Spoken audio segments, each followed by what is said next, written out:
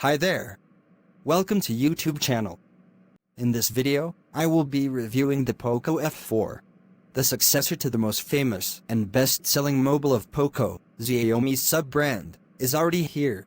The POCO F4 arrives to take a step forward in what the most specific users are looking for and offer a Qualcomm processor in a family that is gradually growing.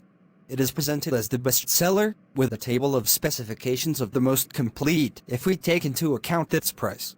Now, will the Snapdragon 870 processor work for them again? We tell you all its data here.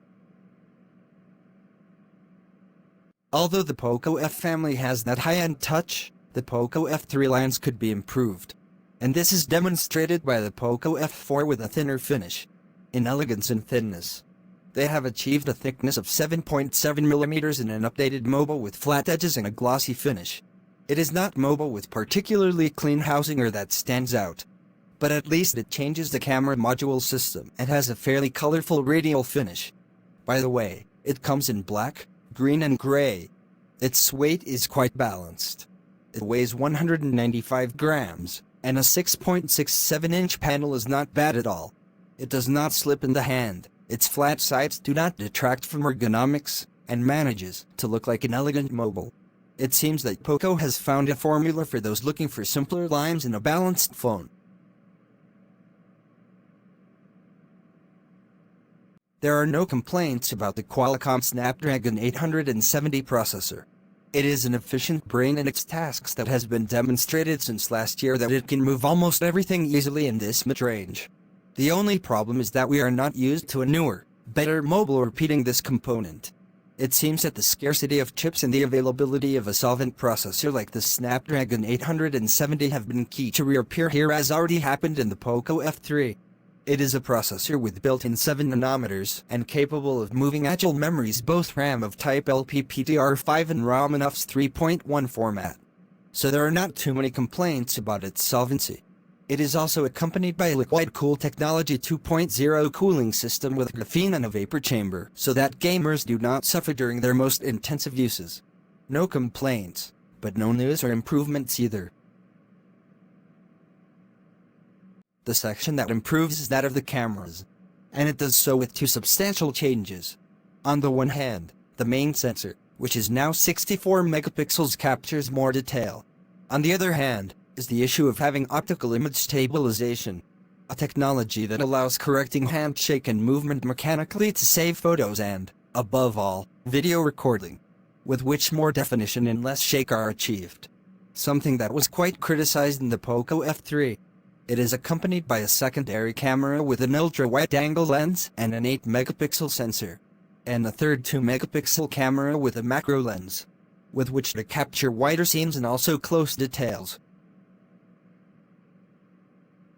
Another key point on which the POCO F4 is supported is the battery, and is that its 4,500 mAh is well managed to offer good autonomy, despite the generous screen that it carries. However, the best thing is that, if we run out of charge, POCO now includes fast charging of 67 watts of power. This means being able to charge the device to 100% of its capacity in just 38 minutes. Something that helps us to recharge hours of autonomy with just a few minutes of charging. And that can change the paradigm of users when it comes to charging the phone all night while they sleep. Although POCO maintains the battery protection mode in case it does.